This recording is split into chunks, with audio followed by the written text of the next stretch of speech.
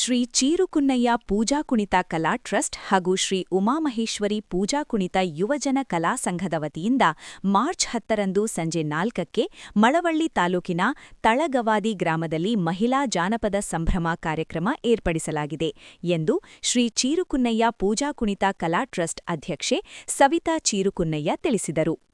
ಮಂಡ್ಯದಲ್ಲಿ ಸುದ್ದಿಗೋಷ್ಠಿ ನಡೆಸಿ ಮಾತನಾಡಿದ ಅವರು, ಇಂದು ಜಾನಪದ ಕಲೆಗಳು ನಶಿಸಿ ಹೋಗುತ್ತಿವೆ. ಇಂತಹ ಸಂದರ್ಭದಲ್ಲಿ ಜಾನಪದ ಕಲೆಗರನ್ನು ಜೀವಂತವಾಗಿಟ್ಟುಕೊಂಡು ಮುಂದಿನ ಪೀಳಿಗೆಗೂ ಪರಿಚಯಿಸುವ ದೃಷ್ಟಿಯಿಂದ ಅಂತಾರಾಷ್ಟ್ರೀಯ ಮಹಿಳಾ ದಿನಾಚರಣೆಯ ಅಂಗವಾಗಿ ಮಹಿಳಾ ಜಾನಪದ ಸಂಭ್ರಮ ಕಾರ್ಯಕ್ರಮ ನಡೆಯುತ್ತಿದೆ.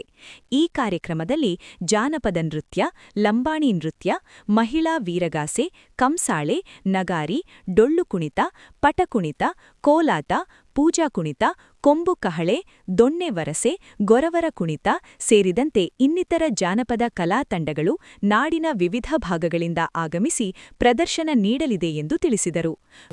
ದಿನಾಂಕ 10ನೇ ತಾರೀಕು ನಮ್ಮ ತಂದೆಯವರ ಅಂತಾರಾಷ್ಟ್ರೀಯ ಜಾನಪದ ಕಲಾವಿದರಾಗಿದ್ದರಿಂದ ಒಂದು ರಾಜ್ಯ ಮಟ್ಟದ ಮಹಿಳಾ ಜಾನಪದ ಸಂಭ್ರಮ ಅಂದ್ಬಿಟ್ಟು ನಮ್ಮ ಹುಟ್ಟೂರಿನ ತಳಗವದಿಯಲ್ಲಿ ನಾವು ಕಾರ್ಯಕ್ರಮವನ್ನು ಹಮ್ಮಿಕೊಂಡಿದ್ದೀವಿ.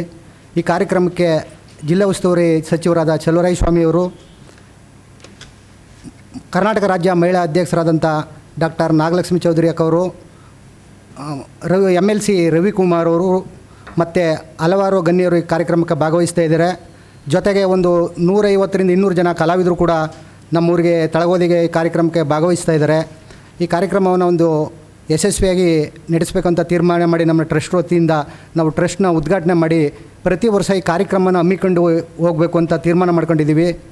ಹಾಗಾಗಿ ಈ ಕಾರ್ಯಕ್ರಮ ಮುಂದಿನ ಪೀಳಿಗೆಗೆ ಜಾನಪದ ಕಲೆಗಳು ನಶಿಸಿ ಹೋಗ್ತಿರುವ ಸಂದರ್ಭದಲ್ಲಿ ಮುಂದೆ ನಾವು ಇಲ್ಲದಂಥ ಸಂದರ್ಭದಲ್ಲಿ ಈ ಕಲಾವಿದರ ಟ್ರಸ್ಟು ನಿರಂತರವಾಗಿ ಕಲಾ ಕಾರ್ಯಕ್ರಮವನ್ನು ಹಮ್ಮಿಕೊಂಡು ಹೋಗಬೇಕು ಅಂತ ನಾವು ತೀರ್ಮಾನ ಮಾಡ್ಕೊಂಡು ಈ ಕಾರ್ಯಕ್ರಮವನ್ನು ನಡೆಸೋಕ್ಕೆ 10ನೇ ತಾರೀಕಿಗೆ ನಾವು ತೀರ್ಮಾನ ಮಾಡಿದ್ದೀವಿ. ಗೋಷ್ಠಿಯಲ್ಲಿ ಟ್ರಸ್ಟ್ ಕಾರ್ಯದರ್ಶಿ ರವಿ, ಪ್ರಕಾಶ್, ರಾಜು, ತಮಟೆ ಕಲಾವಿದ ಪುನೀತ್ ಉಪಸ್ಥಿತರಿದ್ದರು.